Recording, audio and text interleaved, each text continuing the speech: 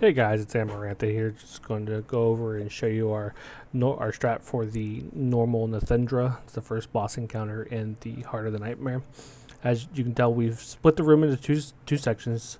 She's in her first phase. We're in phase one now, as you can tell. She does this rot. As you can tell, I've gotten the rot. And what you're going to do with the rot is you're just going to run it to a wall, try to get as far away from the group as possible.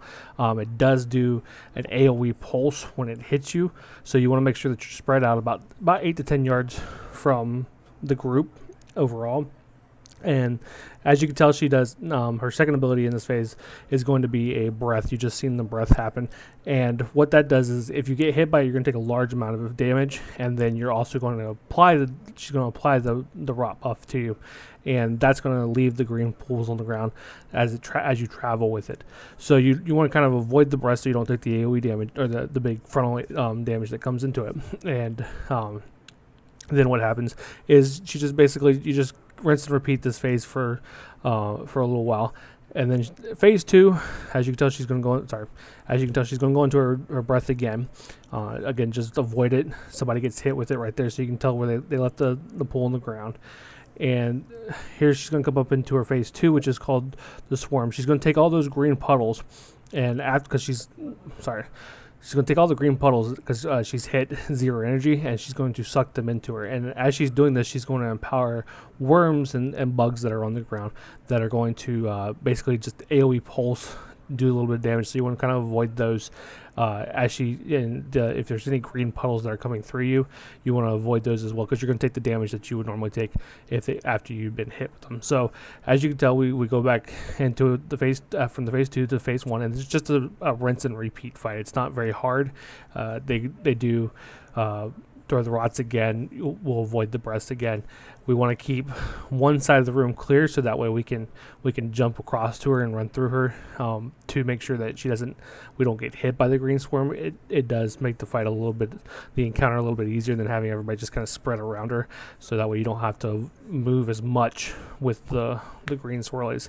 Heroic will change up the strat a little bit. We'll do a kind of a 4-corner strat where we are just kind of turning her as we go and dropping her rods, because the rods come out a little bit faster in Heroic. They come out, she does a little bit more breaths, and there's a little bit more time in between each swarm phase. So you have a lot more movement in Heroic with that as that goes on. So, but still essentially the same fight. You just want to avoid. You want to put the rots away from the group. Try not to be close to people because it does the AoE damage when it first hits you, and then run out of the group. Drop it through the wall. When she hits that phase, go to a clear spot and avoid the big bugs. Pretty simple, not too bad. As you can tell, when she does do the rot, there's a slight raid damage to it, and on Heroic it's a little bit more substantial, so you will want to blow a healer CD. As you can tell here, I accidentally sit in front of the boss for a second. It's not a big deal because she's going right into the swarm, but you do want to avoid being in front of the boss and behind the boss, as she is a normal dragon. She will do a tail swipe and a cleave to the tanks, or to anybody that's in front of her. So you just want to avoid that as best as possible. Overall, it's just a simple rinse and repeat fight. There's only 2 stages to it, so it's not too terribly hard. Just drop your rot.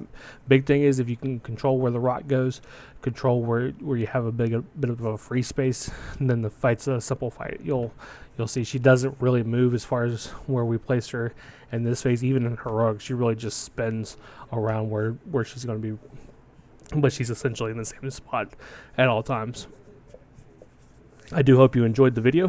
Please like, comment, and subscribe. If you have any questions, we will be putting up new raid content videos as we go.